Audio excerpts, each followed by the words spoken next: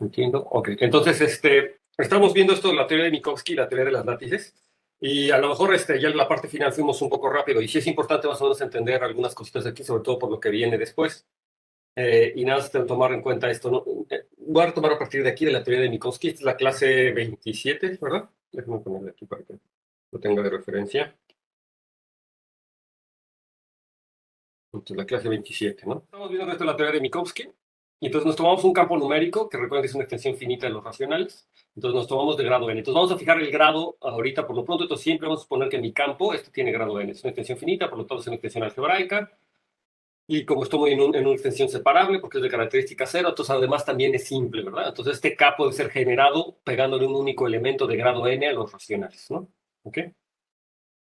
Y entonces normalmente esta notación de K de C denota a la extensión de escalares que se llama, que es hacer productos de sobre C, digo, sobre los racionales del campo K con el campo de los números complejos. Es lo que se llama la complexificación. Y entonces simplemente como espacios vectoriales, lo que me puedo dar cuenta es que K es un Q espacio vectorial, pero C también es un Q espacio vectorial. Entonces el producto tensorial tiene sentido, al menos como espacios vectoriales, que es pues, probablemente lo que ya hayan visto en su curso de álgebra lineal. Y entonces ustedes ven que pues este objeto es un C espacio vectorial, porque justamente estoy agregando la posibilidad de hacer multiplicaciones del lado derecho. Pero si ustedes nunca han visto producto tensorial, no se preocupen, existe una interpretación muy amable, que es con lo que estamos trabajando la vez pasada, que es, en vez de pensar en cárcel como este producto tensorial, porque posiblemente no hayan visto, directamente lo puedo ver como un producto de copias de los complejos. ¿Cuántas copias va a ser? Pues tantos como el grado, o como la dimensión que tiene K sobre, ¿no? O sea, es el grado, va a haber n copias de C.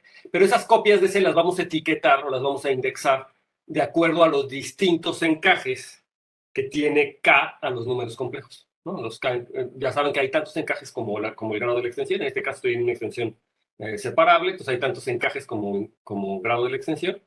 Entonces ahí hay n distintos encajes tau de K a los complejos. Eso lo había escrito en una diapositiva pasada, pero aquí está, ¿no? Tau son los distintos encajes que dejan a los racionales invariantes, ¿no? Son encajes de campos, ¿no? Entonces tengo n copias de los complejos. Y entonces tengo un morfismo natural J que va de K a K de C, que les digo que es inyectivo, y que lo que está haciendo es que a cada elemento en K lo va a mandar a su imagen, pero su imagen es una sucesión, es una eneada.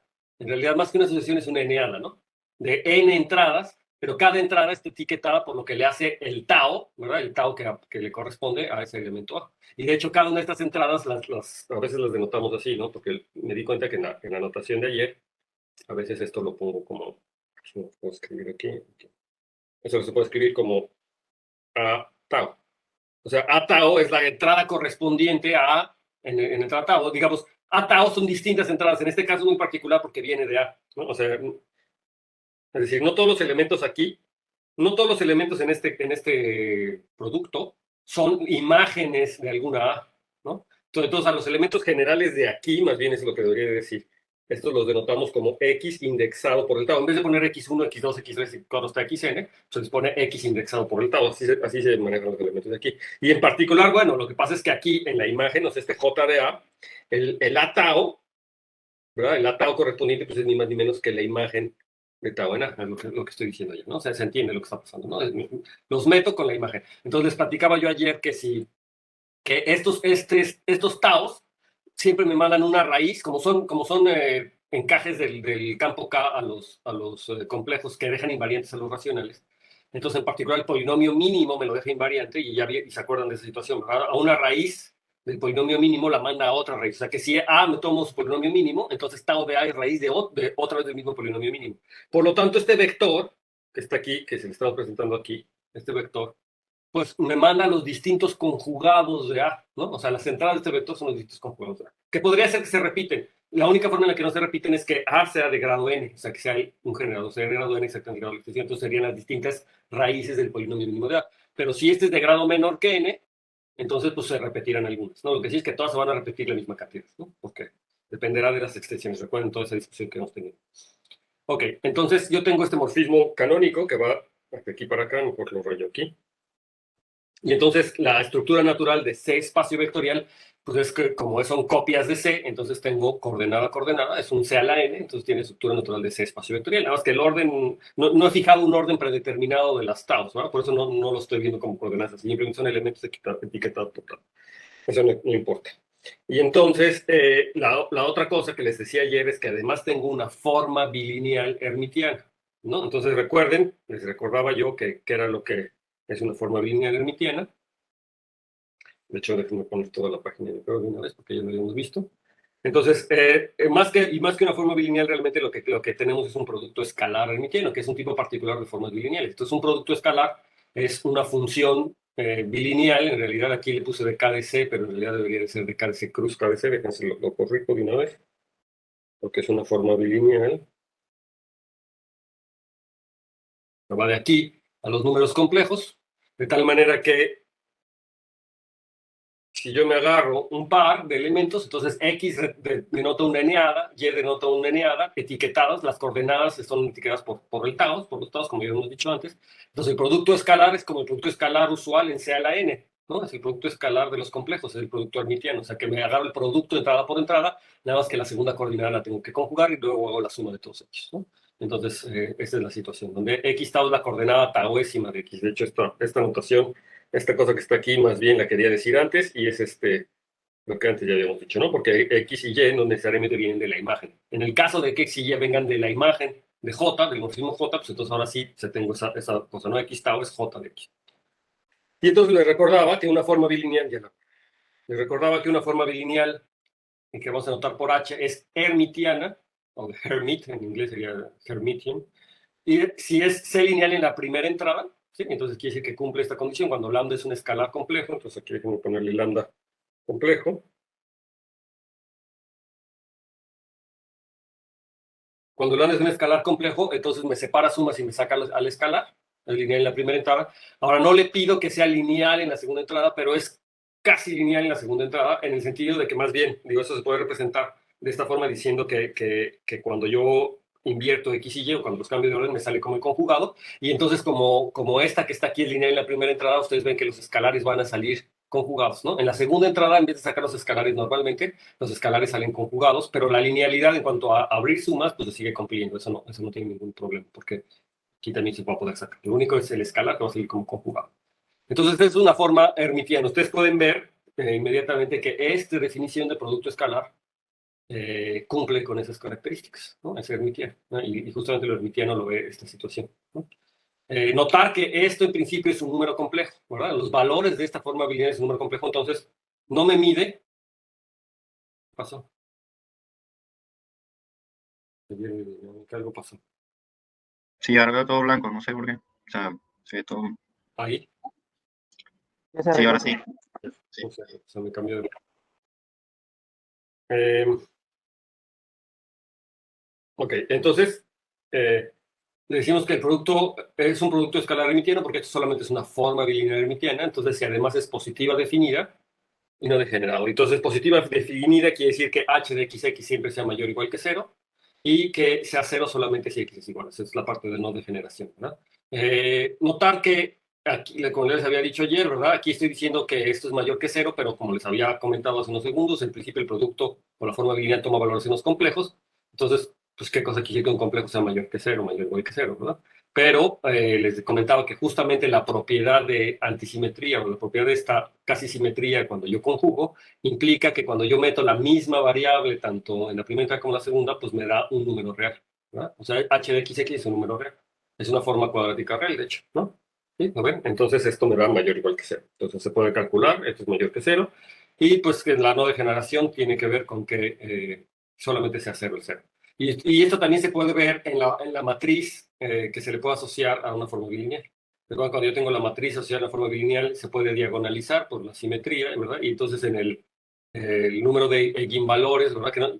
Que sea no degenerada quiere decir que no tiene eigenvalores iguales a cero. Entonces, por ejemplo, ¿no? Que cuando lo pongo en matriz diagonal, todos los elementos de la diagonal son distintos de cero, ¿no? Entonces, eso sería define una forma cuadrática asociada, quiere decir que todas las variables, que si tengo n variables, entonces todas las variables que aparecen en la forma cuadrática asociada, pues aparecen ahí sin coeficientes distintos de cero. De hecho, los coeficientes de la forma cuadrática asociada en la base canónica, pues es como lambda 1 a la x1 al cuadrado, más lambda 2 a la x2 al cuadrado, etcétera, donde lambda 1, lambda 2, etcétera, son los valores propios de la matriz, que es lo mismo que de la forma esta. Bueno, entonces una rápida revisión de esas cosas. Y luego pasamos a lo siguiente. Definimos lo que era un espacio vectorial complejo, no, lo que era un espacio de Hilbert, lo que es lo que queremos estudiar. Entonces, un espacio vectorial completo B, junto con un producto escalar H, déjenme, lo pongo todo de una vez, a ver, ya lo vimos. Entonces, un espacio vectorial complejo junto con un producto escalar hermitiano se llama espacio hermitiano, y entonces este espacio hermitiano va a ser un espacio de Hilbert, si además es completo. Y les decía que el hecho de que yo tenga un producto interior hermitiano, de hecho, lo que me determina es una métrica, como vamos a ver a continuación. Y entonces, a partir de esa métrica, tengo una forma de medir distancias y entonces yo puedo hablar de sucesiones de Cauchy, ¿verdad? Entonces, aquí en estos espacios, con un producto, o espacios de Hilbert, con espacios con eh, una producto interior hermitiano, yo puedo definir la noción de distancia, puedo hablar de sucesiones de Cauchy, y si toda sucesión de Cauchy es convergente, entonces digo que mi espacio es completo. Y entonces en ese caso se llaman espacios de Hilbert, ¿no? Un espacio de Hilbert es un espacio hermitiano completo. Y entonces lo que les decía, ¿no? Que de hecho la parte real de una forma hermitiana se convierte en una métrica riemanniana.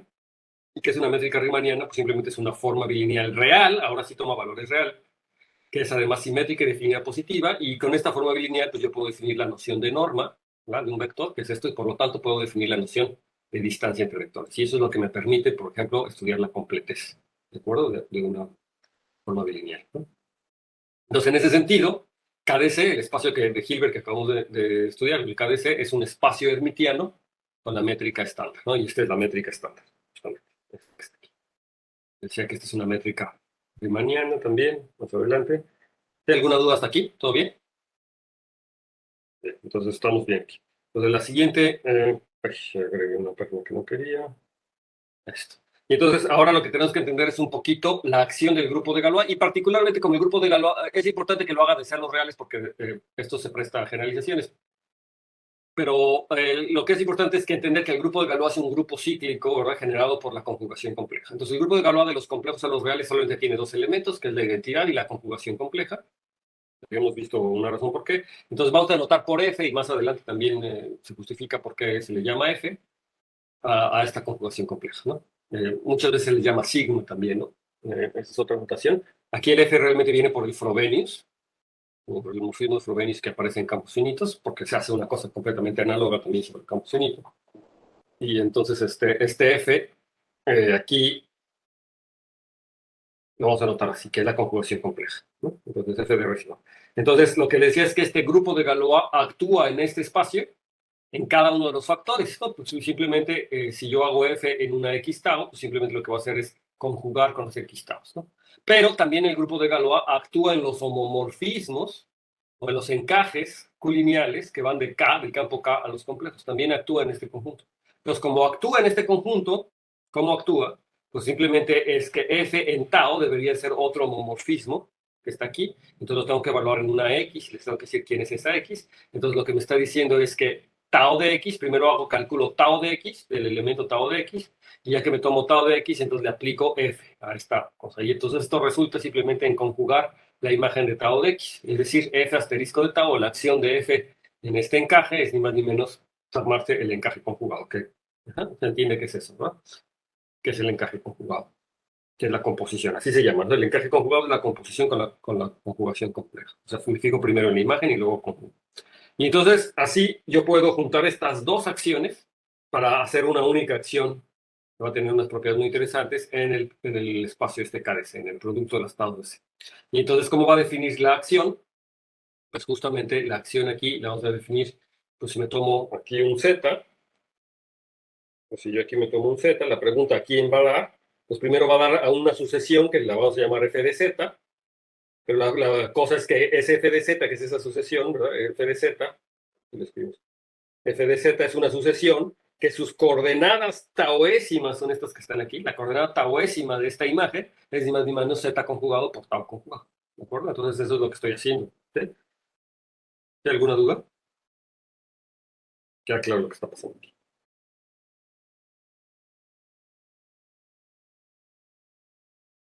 Y entonces tenemos lo siguiente.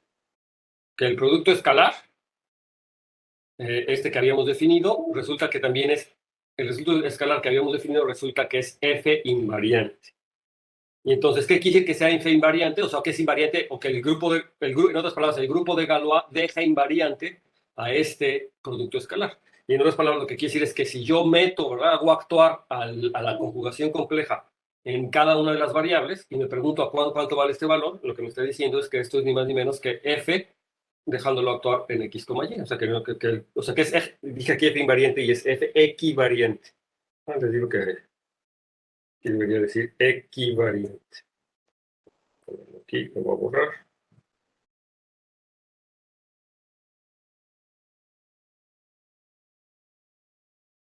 Equivariante. Y eso quiere decir justamente eso, que F funciona, que conmuta, digamos, con la acción, con el producto escalar, ¿no? Lo puedo sacar.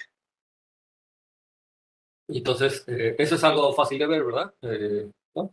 Sí, sí, es algo que pueden ver fácilmente, ¿no? Si yo tomo F de X, F de Y, que vean que esto es lo mismo que F aplicado al producto escalar. Ahora simplemente es aplicar la definición directamente al producto escalar de F de X y F de Y, saber quién es F de X y quién es F de Y, y entonces vean que me da lo mismo, ¿no? Son de las propiedades. Entonces, otra cosa que no vimos es que en K de X yo tengo una función traza, y van a ver que esta función traza se relaciona con las funciones traza que hemos trabajado antes. Y de hecho recupero, o sea, lo que quiero ver, o sea, en cierto sentido lo que quiero ver es que con este objeto que estoy definiendo, este KDC, recupero un montón de nociones que ya teníamos, ¿no? Antes de la teoría de números, y que se recuperan más o menos de una forma natural. Entonces voy a definir una función traza que va de KDC a los complejos, y esta función traza simplemente lo que va a hacer a una sucesión X tau o a una NA de X tau, pues lo vas a mandar a la suma de las entradas, ¿no? Entonces la suma de las entradas. Eso no pasa nada. Y entonces ustedes ponen atención a lo que les había dicho la vez pasada, que qué es lo que hacía cuando yo me tomo X tau, ¿verdad? Cuando tomo X, un elemento X en el campo y la mando a KDC por la inclusión, la J, entonces lo que estaba mandando era sus conjugados, ¿verdad? Las entradas del vector eran justamente sus conjugados. Entonces, en ese caso, cuando lo evalúo en J, o cuando lo compongo con J, pues justamente estoy haciendo la suma de los conjugados de un elemento, que es usualmente lo que usualmente era la traza de ese elemento, si recuerdo.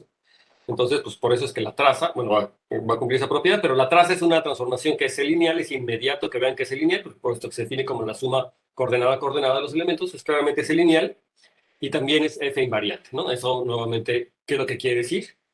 Aquí sí es invariante, aquí no es equivariante. ¿Qué quiere decir que sea F invariante? Pues que si yo le aplico la traza a F de un elemento, me sigues dando la traza del elemento, y la razón es nuevamente muy simple, porque justamente en los distintos encajes, recuerden que la traza de un elemento tiene que ver con la conjugación, tiene que ver con sumar los conjugados, ¿no? Tiene que ver con sumar los conjugados. Y la conjugación compleja es además uno de esos conjugados, ¿verdad? O sea, es uno de los elementos del grupo de Galois. Entonces, digamos que cuando yo hago F, lo único que hace es revolverme a los elementos del vector de coordenadas, y entonces y cuando lo sumo no lo notan, da igual. Entonces es F invariante bajo esta transformación, y pueden escribir con toda claridad. Y entonces lo que yo tengo ahora es lo que le decía, que si yo hago la composición con el morfismo J, que va de K al KDC, y luego le aplico la traza, entonces me da la traza usual de K sobre Q. Es decir, que la traza de K sobre Q en un elemento A es ni más ni menos que la traza de J de A, ¿no? Y entonces se fijan como esta función traza me recupera justamente a la traza que estamos viendo. ¿Les queda claro que esto se puede hacer? ¿Sí? Con J de O A. sea, los xt son estado de x o es cuando le aplicamos la j, que se vuelve estado de x. Sí, cuando le aplicas la J es estado de X. O sea, si yo, a ver, lo voy a escribir aquí. Si yo aquí me tomo un elemento X o A, lo voy a llamar A, y lo mando para acá, esto lo estoy mandando a J de A. Pero ¿quién es J de A? Es un vector, ¿verdad? O sea, es aplicarle tau a A. Es el vector generado por a esa A le aplico todas las taus. Entonces me queda, si las numerara, si fuera tau 1, tau 2, tau 3, sería el vector tau 1 de A, tau 2 de A, tau 3 de A. Pero es la eneada que es esa cosa. Pero genéricamente a los elementos de KDC los puedo ver como sucesiones indexadas por tau, ¿verdad? Entonces, en este caso, si quieres, es lo que había dicho aquí, ¿no? Si esto yo lo denotara como A tau, como el vector indexado por tau, entonces aquí A tau es tau de A, exactamente, ¿no? La entrada tau es y tau de A. Pero en general, cuando yo me tomo un elemento aquí arriba, pues simplemente es de la forma X tau, no tiene por qué provenir de un elemento que está aquí atrás. No tiene por qué. Pero lo que me está diciendo esta enunciado es que cuando proviene de un elemento que estaba acá atrás, es decir, cuando me fijo en la composición, déjenme para eso borrar esto que estaba aquí porque ensució mucho el diagrama. Entonces, cuando sí viene de esta composición, o sea, cuando sí hago esta composición, entonces la traza es justamente la imagen bajo la composición, la traza usual. Porque me tomo un elemento A, me fijo aquí en todos sus conjugados, el vector cuyas entradas son todos sus conjugados, y luego estoy sumando a todos sus conjugados. Eso es la definición de la traza usual. ¿Sí? Entonces me queda la traza. ¿Sí? ¿Ahora sí quedó claro? Sí, y lo mismo se podría hacer con el determinante. Ajá, eso, sí, pues yo podría definir una función que sea como la norma, y entonces la norma va a ser el producto de los elementos de ahí, ¿no? La norma va a ser el producto de los elementos de ahí, y esa cosa me va a dar, cuando lo componga con J, me va a dar la norma del elemento. Exactamente. Y le poner la norma del elemento, en ese caso, corresponde con el determinante. Se puede calcular el determinante. No sé si eso es lo que te referías con el determinante, ¿no? A la norma, ¿no? Si estás pensando en la norma, ¿no? Ok, la norma uso. Y entonces ahora vamos a considerar a otro espacio que le vamos a llamar KR. Y este espacio nuevamente también aparece de hacer el producto tensorial del campo K con los reales, ¿no? Entonces, o es una restricción de escalares, de hecho. Entonces, este también se denota como KC más. Y este KC en realidad es también lo que quería entender es como un invariante.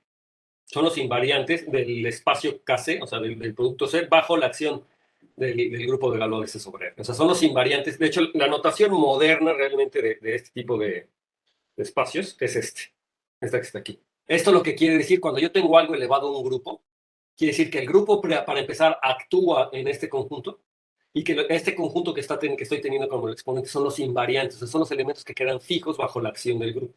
Entonces aquí lo que estoy diciendo es que el elemento, los KRs, va a ser el espacio, el subconjunto de este espacio KDC, de los elementos que quedan invariantes bajo la conjugación compleja, porque como este es un grupo que solamente está generado por la conjugación compleja, entonces son los elementos que quedan invariantes bajo la conjugación compleja. Entonces, por ejemplo, en los números complejos, la conjugación compleja actúa, ¿no? A todo número complejo me lo mando a su conjugado complejo. ¿Quiénes son los invariantes bajo la conjugación compleja en los complejos? Me tomo los complejos, hago actuar al grupo de Galois de los complejos de los reales. ¿Quiénes son los invariantes? O sea, en dos palabras estoy preguntando quiénes son los números complejos que cuando los conjugo siguen iguales, quedan iguales. ¿Quiénes son? Los reales. Los reales, ¿no? Entonces, a los complejos, cuando hago actuar el grupo de Galois y me fijo sus invariantes, los elementos fijos me dan los reales. Esa es una de las propiedades de la teoría de Galois, realmente.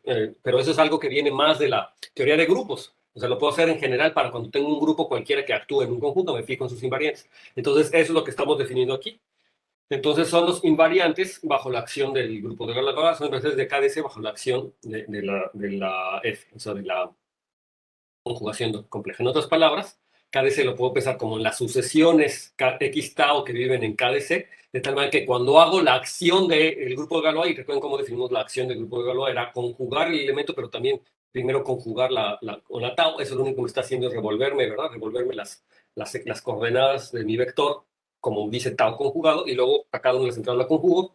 Entonces, el conjunto este va a ser los que quedan invariantes bajo esa acción, es decir, que X tau conjugado es igual a X tau, ¿no? Que me queda exactamente igual. Entonces, este espacio tiene una propiedad muy importante.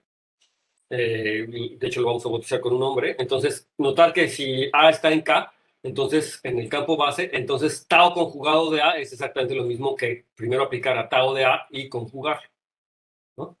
¿Sí les queda claro eso? Les voy a poner aquí esto en naranja. O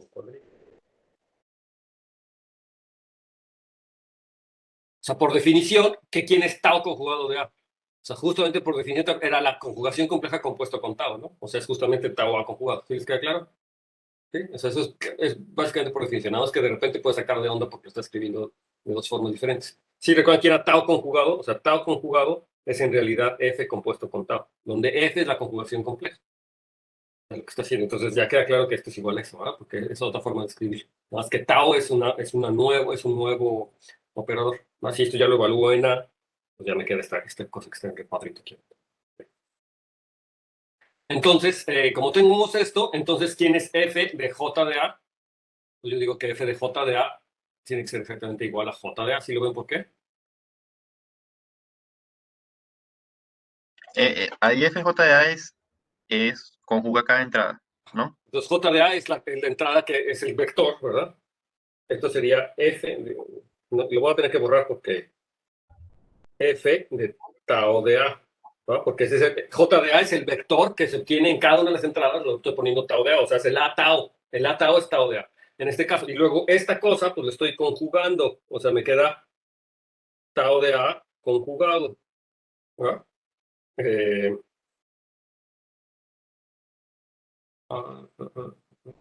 que esto es tau conjugado de A.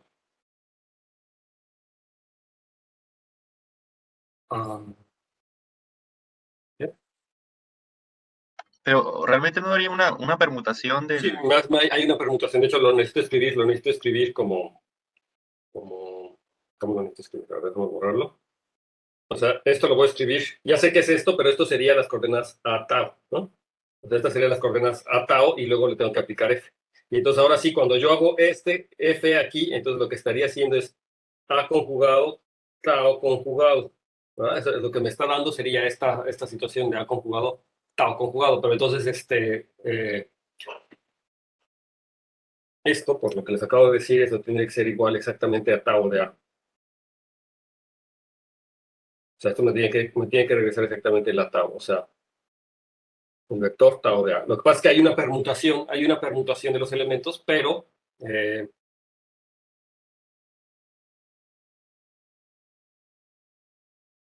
o sea, si yo escribo este A barra tau conjugado, y esto yo lo escribo con cuidado, esto me queda tau barra de A conjugado, me queda que esta cosa es tau barra de A conjugado, tau barra de A conjugado, y esto por lo que les acabo de decir, esto es igual, eh,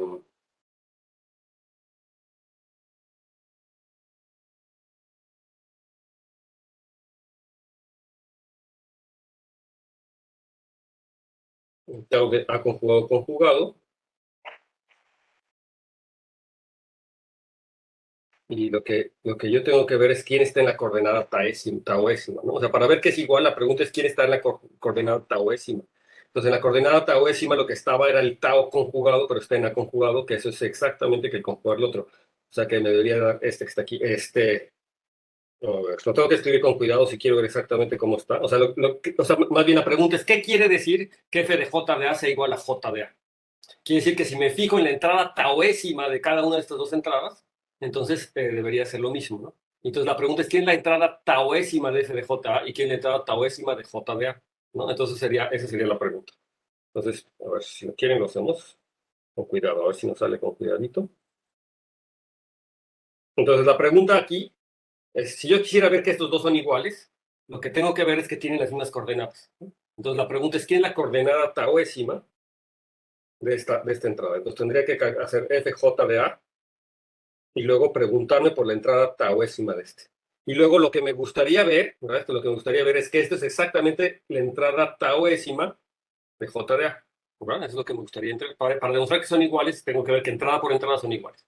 Entonces es lo que tengo que calcular, la coordenada tauésima de uno y la coordenada tauésima del otro. Y entonces la coordenada tauésima de J de A es muy fácil, porque ¿quién es? Es esta. Tau de A, tau de A mismo. ¿No? Este es muy fácil. Esta coordenada tauésima. Entonces, básicamente lo que quiero ver es que la coordenada tauésima de f de j de a es este. Entonces, vamos a escribir quién es f de j de a primero. Entonces, ¿cómo escribiría f de j de a?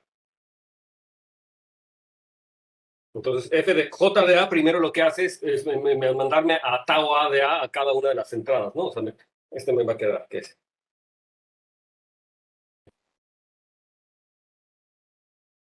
Que está haciendo j de a, primero es f aplicado, escribir aquí, o sea, es f aplicado a este vector, que es tau de a. O sea, que cada una de las entradas es tau de a. Y a lo mejor aquí me conviene ponerle otro nombre para que no sea el mismo tau, sino le voy a poner sigma de a.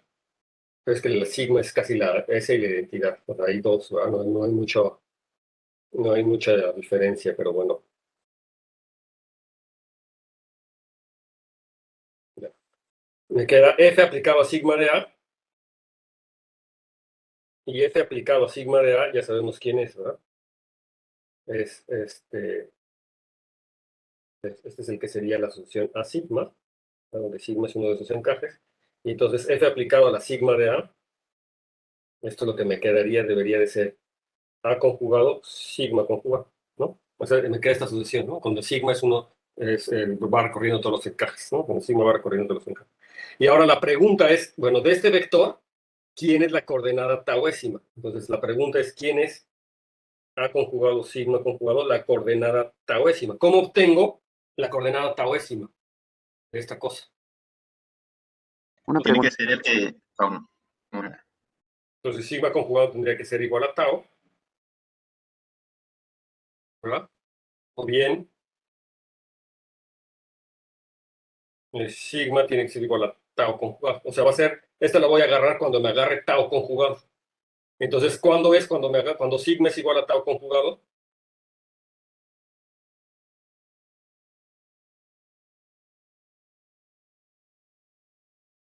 Es que aquí, como estoy cambiando de índice, se ve un poco confuso, ¿no? Entonces me queda A barra sigma conjugado, me hizo la permutación. Entonces la coordenada tauésima de esto es que cuando el sigma conjugado es igual a tau. Entonces cuando el sigma conjugado es igual a tau, entonces me queda A conjugado. O sea, en este caso me va a quedar, cuando sigma conjugado es igual a tau, me va a quedar A conjugado tau. La entrada tauésima es A conjugado tau.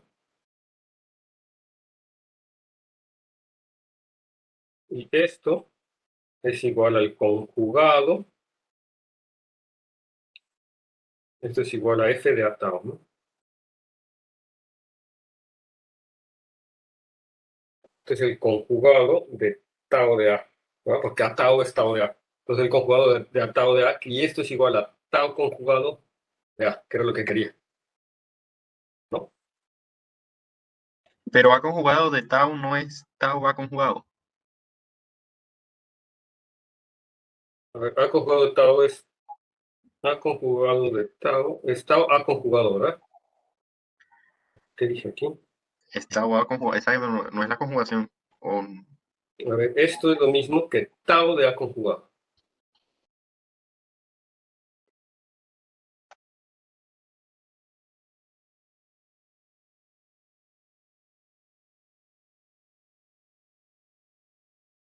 Supongo que por propiedades de morfismo Y sale esto es tau el de A, tau.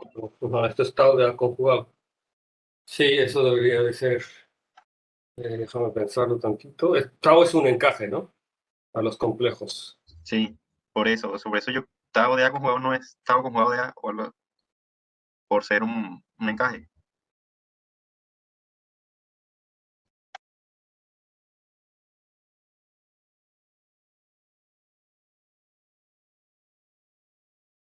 Pero eso tiene que ver con la invariancia que habíamos dicho hace rato, pero...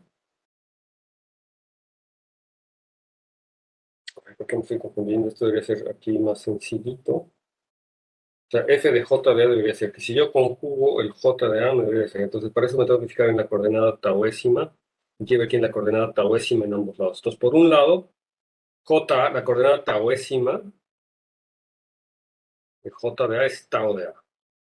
Eso está claro, ¿no? Y por otro lado, yo me fijo f de j de a, la que es, me tengo que fijar en la coordenada tauésima. Entonces, j de a es agarrarme para cada uno de los encajes la ecuación, ¿verdad? Entonces, sigma de A, donde sigma recorre todos los encajes. Y luego, cuando yo conjugo, cuando es que no estoy conjugando, ¿verdad? Cuando yo conjugo, simplemente lo que estoy haciendo es conjugar sigma y conjugar A. Entonces me queda A barra sigma barra.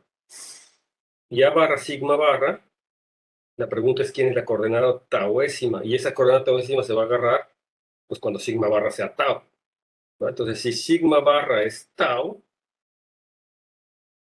si sigma barra es tau, entonces la coordenada tauésima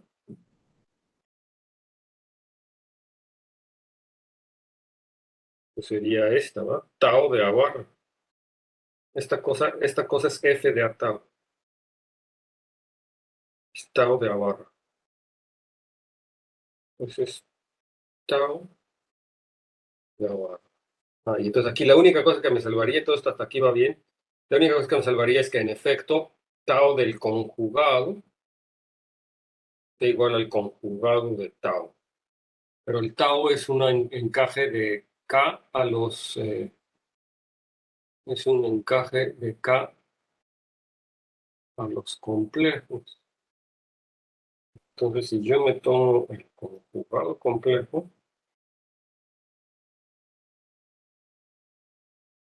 Si vamos a pensar en Q de I, ¿no? Entonces el conjugado sería de menos I. Entonces ese sí cae. O sea que todos estos casos conmutan con la conjugación compleja. O sea, lo que estaría diciendo es que todos los homomorfismos estos conmutan con la integración compleja. Y eso no es lo que eso no es lo que dije yo hace rato, sí. O sea, porque la conjugación compleja actúa en los taos. Si yo lo evalúo en el conjugado,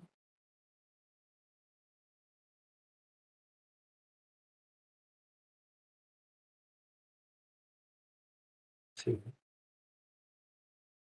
en este caso sí. Yo me tomo esta cosa y lo conjugo, fijo en el encaje. Sí, debería de ser que sí. Sí conmutan con la conjugación compleja.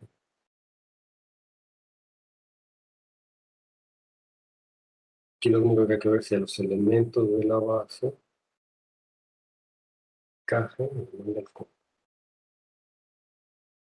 No sé por qué estoy dudando que si sí es cierto esto o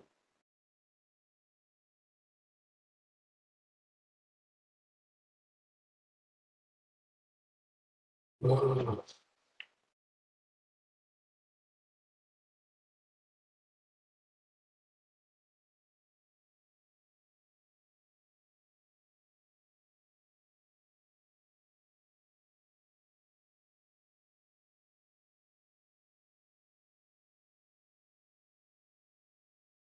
Yo creo que no es cierto. Algo estoy diciendo mal. Lo que pasa es que el tau de A es un conjugado de A. O sea, es una raíz. Vamos a pensarlo como raíz del polinomio mínimo, ¿no?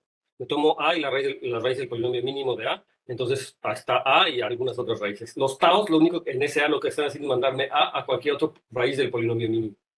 Entonces, lo que estaría diciendo es que si me tomo el conjugado de A, que es otro elemento que también está en el mismo polinomio mínimo, ¿verdad? El conjugado de A que está en el mismo polinomio mínimo, ese me lo tendría que mandar al conjugado de la raíz. Y eso sí es cierto, ¿no? El encaje me tendría que mandar al conjugado de la raíz, que también esa es otra raíz, ¿no? Que si me tomo una raíz del polinomio mínimo, cualquier encaje me manda el conjugado. Puede ser que sí sea cierto, que lo estoy pensando así. Sí, pero habría que dar un argumento nada más aquí para convencerme, sobre todo a mí, de que esto sí sea cierto, de que en efecto conmuta con la conjugación, y en ese caso, que conmute con la conjugación, debería de salir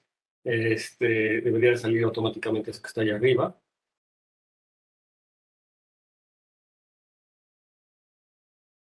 Porque fíjese que lo que está diciendo aquí, o sea, lo que yo estoy diciendo es algo al revés, ¿no? O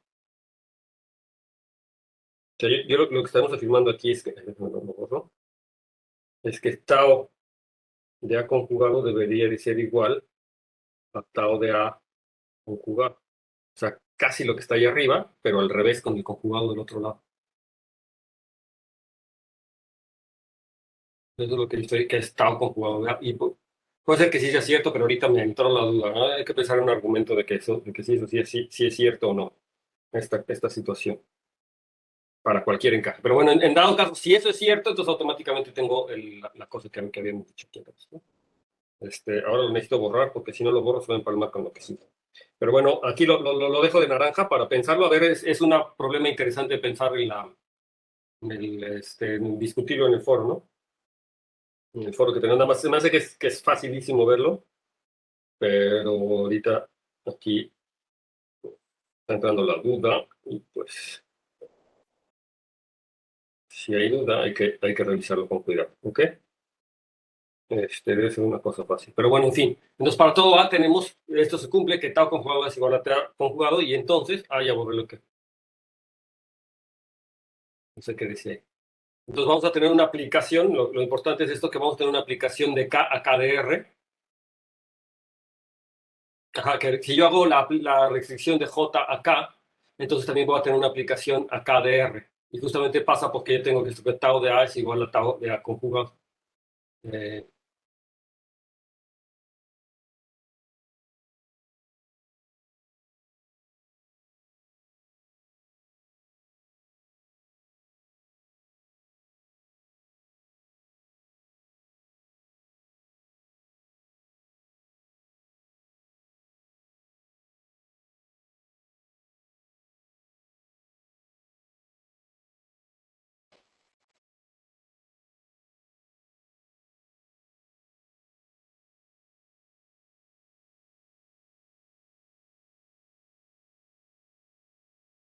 Aquí lo que decía era justamente eso, ¿verdad? Lo que decía aquí era que que f de j, ya, igual a j de a, ¿no? O sea, quiere decir que j de a queda invariante bajo la acción de f. Aquí a lo mejor lo que estoy pensando es que no es la acción de, o sea, aquí lo que no me está diciendo es que la acción de f en j de a, o sea, no es la acción, no estoy conjugando el de abajo y a lo mejor es lo que está pasando. Déjenme hacer un intento más para ver esta cosa. Déjenme borrar aquí esto, sí. Mejor. Un intento más, porque a lo mejor estoy interpretando mal esta situación y es importante interpretarla bien.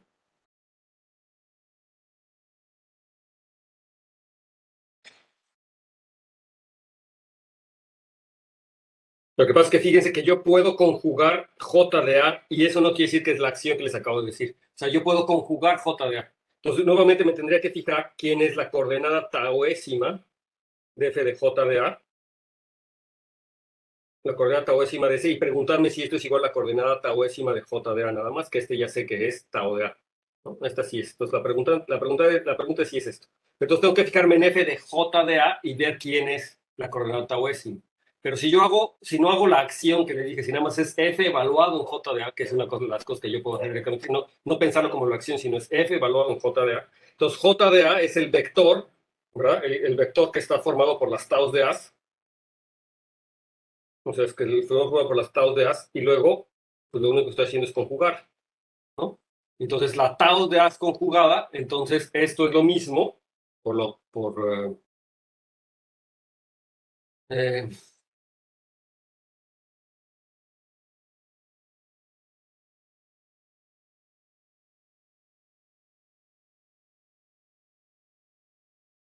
¿quién es tau de a conjugado?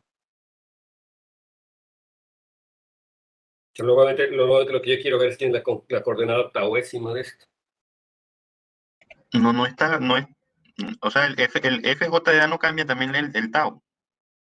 O sea, lo que estoy diciendo es que, o sea, o sea, la acción que estábamos definiendo de f, sí era cambiando el a y el tau, ¿no? Pero, Entonces yo creo que, o sea, si lo cambia y la coordenada tauésima es justamente tau conjugado, entonces al conjugar ese tau, o sea, y es que, o sea, que supongo, le ponga la rayita aquí, ¿no? no, al tau de abajo. O Ok. sea, entonces supongo, entonces si se quiere la coordenada tauésima, pues es la que tal que sea el tau conjugado. Entonces, al conjugar dos veces, me da tau, ¿no? Otra vez. Ah, pues sí, ¿verdad? Era más fácil así. O sea, o sea, va a quedar tau de A conjugado, que es tau conjugado de A, ¿no? Entonces me va a quedar tau conjugado de A conjugado, es la coordenada tauésima. ¿Verdad? Esto es igual a esto, tau. Porque estoy cambiando el tau conjugado por tau. Entonces me queda eso. Y entonces la coordenada tauésima de esta, la coordenada tauésima de esta es tau conjugado de A conjugado. Y Sí, es como conjugar. esto sí es tau de A. Eso sí, ahora sí, porque es la conjugación compleja de la conjugación compleja. Eso sí es eso sí es tau de A, porque es claro, ¿no? Porque la barra lo único que está haciendo, quiere decir es componer con F, ¿no? Y tau de A es la composición. Tau de A es tau de A barra. O sea, digamos, si le escribo tau barra de A es tau barra y luego tau barra. O sea, es tau de A. Ahora sí tienes toda la razón. Así era más fácil, ¿no? Creo que me compliqué con las signos, pero sí era exactamente esta situación. Sí, entonces así ya se ve que es invariante, ¿verdad? La coordenada tauésima, simplemente aquí le escribo con la coordenada tau barraésima, pues le escribo con la coordenada tauésima, tendría que cambiar tau por tau barra. Entonces me queda esta situación, tau por tau barra, pero el tau barra sí es el tau barra de A es toda esta línea, ¿no? Es tau de A y luego la doble conjugación si es una involución, entonces me queda tau de A. Perfecto, ahora sí. Entonces ahora sí esto ya está, entonces ahora sí lo borro nuevamente porque si no se va a empalmar. Perdón. Entonces, como ya tengo que F, digo que J de A es F invariante, entonces lo que estoy viendo es que la imagen de J pues, realmente está cayendo en el XR, ¿verdad? La imagen, porque justamente es la condición, los XR, o los KR, perdón, son todos los elementos que se quedan invariantes. ¿no? Entonces la imagen queda justamente en XR. O sea, esta cosa, por definición, son todas las sucesiones que se quedan invariantes y lo que acabo de mostrar, o con esta condición, lo que vimos es que todas la sucesión de F por J de R pues, se queda invariante bajo la acción del grupo de Galois, pero bajo la acción del grupo de Galois pues simplemente es aplicarle esta situación. Entonces, y eso se borra, no sé qué sea, por lo que... Entonces, la aplicación cae exactamente adentro de KR. Entonces, esa es la cosa que está interesante. Y entonces ahora podemos restringir, hasta aquí está todo bien, ¿no? Entonces ahora podemos restringir el producto escalar, escrito, perdón por el desastre. Entonces puedo restringir el producto escalar al producto de KR. Y entonces si yo lo restringo, ¿verdad? Como KR es un subespacio o es un subconjunto de KC, entonces puedo restringir a KR y entonces el producto escalar me va a quedar, que ahora va a ser una función que va a los reales. Porque va a quedar en los reales. Es muy fácil que ustedes también se den cuenta que cuando hago este producto escalar me queda en los reales porque simplemente por la invarianza, ¿verdad? Sí, entonces cuando hago la suma me quedan sumas de reales y me va a quedar un número real. Y entonces lo que tenemos de esta forma es que KR es un espacio vectorial con un producto escalar. ¿No? Ya no se alcanzó a ver lo que estaba diciendo así, aquí. Es un R espacio vectorial con un producto escalar, ¿no? Es lo que estamos teniendo, ¿no? Y entonces, ¿qué propiedades tiene este producto escalar? Bueno, pues, es un producto escalar, o sea que es una forma bilineal simétrica, real, simétrica y no degenerada. Entonces, en efecto, notar que para cuando yo tengo X y Y en KDR, entonces vamos a tener que la invarianza me dice que XY es igual a XY conjugado y por lo tanto se tiene que ser un número real, ¿no? El producto es un producto vectorial con números reales. Y siempre se va a tener esta condición de que el producto es mayor que cero para X distinto de cero. Y por supuesto, cuando X es igual a cero, pues el producto vale cero, ¿no? Entonces es un producto escalar tal cual, no degenerado. Ok, entonces esto va a ser muy importante porque este espacio es el que realmente nos interesa y se llama el espacio de Minkowski. Entonces, el espacio de Minkowski es justamente el KDR con el producto interior de KDR cruz KDR definido más recientemente, ¿no? Y entonces a esta métrica justamente la llamamos la métrica canónica. Y entonces esta métrica, como ya habíamos visto antes, también me define una medida, que es una medida de Haar, ¿no? La cosa de medirlas, que sea una medida de Haar, lo único que quiere decir es que va a ser invariante bajo translaciones. Cuando yo hago mis translaciones me va a dar la misma medida. Un conjunto con una cierta medida, cuando lo traslado, va a tener la misma medida. Y esta medida pues tiene que ver con el volumen, que se había calculado de la misma manera de la vez pasada, ¿no? Y esa medida se llama la media canónica, ¿no? Y entonces tenemos que como la traza compuesto con F es igual a F compuesto con la traza, o sea que la traza también conmuta con F, y a lo mejor esto, bueno, es muy fácil que lo vean también, si los pongo aquí de cuadradito en naranja, entonces por la simple definición. O sea, es que la conjugada separa sumas, ¿no? Sí, exacto. La conjugada se comporta bien en sumas. ¿Están viendo mi página? ¿Qué están viendo? No, ahora se ve en blanco. No, ya se ve. Es que se me cambia de aplicación. Entonces, como yo tengo esta composición, que es muy fácil de ver, entonces también tenemos que la traza se baja o se restringe, ¿verdad? También a KR, ¿no? Entonces también me da una función que va de KR a los números reales por esta conmutativa, porque también es invariante. Lo que estoy diciendo de la traza también es F invariante, entonces eso quiere decir que está en KR, que se puede definir tal cual en KR y que va a dar de KR a los reales. Y entonces, más aún, pues lo que tenemos es que si yo compongo con J, pues exactamente me da lo que queríamos. Tenemos una nueva forma de entender la traza y me dice que la traza es igual a lo que yo escrito. La traza de K sobre QDA es igual a la traza de J. Es otra forma de verlo. Pero ahora, fíjense, la diferencia es que ahora estamos en KR, ¿verdad? O sea, lo único que estoy diciendo es que la J pues va a caer a caer. Y que tiene exactamente sentido todo lo que habíamos dicho anteriormente. Ahora con la composición de esta J, la vez pasada era con la composición de la J que iba a KC, y ahí tenía sentido, pero bueno, aquí también lo que estamos viendo es que también tiene sentido cuando lo pienso en este espacio que es el espacio de Minkowski. ¿De acuerdo? Y entonces una nota dice que si pensamos a KR como el producto tensorial, entonces nuevamente R es un Q espacio vectorial, K es un Q espacio vectorial, entonces yo puedo hacer este producto tensorial. K y R. Y entonces yo lo que voy a tener es que realmente el espacio que estoy definiendo va a ser isomorfo al producto tensorial de álgebras, porque además los espacios vectoriales tienen estructura de anillos, entonces el producto tensorial de K con R tiene estructura álgebra, de Q-álgebra, y de hecho también se vuelve un R espacio vectorial o una R álgebra, fijándonos en la multiplicación en la segunda coordenada. Entonces, de hecho, se tiene un isomorfismo canónico de KR con este producto tensorial. Se puede mostrar que KR cumple la propiedad universal del producto tensorial. Entonces es lo mismo. Y de hecho, no solamente eso, sino que el morfismo J, que va de KR a KR, se puede entender como el morfismo de inclusión aquí de KKR, aquí debe ser de KKR. CR. Se puede entender a través de la inclusión canónica que hay de KR a KC, ¿no? O sea, recuerden que KC es K tensor R sobre C, con esa interpretación. Y entonces yo tengo la inclusión canónica de KR en KC y ese morfismo, el morfismo J corresponde a la inclusión canónica, o inclusión canónica de este espacio vectorial. Entonces, o sea, digamos que de alguna manera es un poco más sencillo entender estas cosas con el producto tensorial. De hecho, si ustedes revisan el libro de Froelich, Algebraic Number Theory, todo esto lo construyen con productos tensoriales, o sea, se van directamente a trabajar en esto, directamente, y es más fácil, pero para llegar a esto, para llegar a esta interpretación, pues necesito conocer bien las propiedades del producto tensorial y entender cómo funciona y ver que todo está... En otro sentido, esta construcción que está haciendo Nurkic es posiblemente necesita menos teoría, ¿no? Posiblemente necesita menos teoría. Simplemente necesito espacios vectoriales y entender los encajes. Y es también un poquito más explícita, ¿no? Porque depende de los encajes, de los distintos encajes que yo tengo de los números complejos. Pero, bueno, que sepan que hay una forma de hacerlo muy algebraicamente, que tiene que ver con el producto tensorial de álgebras, y que todos estos morfismos que construimos pues, corresponden a los morfismos canónicos que habíamos estudiado antes.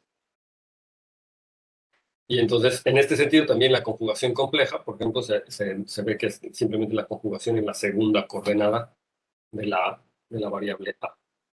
¿Sí? Entonces, a lo mejor, si ustedes ya llevaron un curso de álgebra, ¿ustedes ya habían estudiado puntos tensoriales antes? ¿Que se estudian puntos tensoriales? ¿No?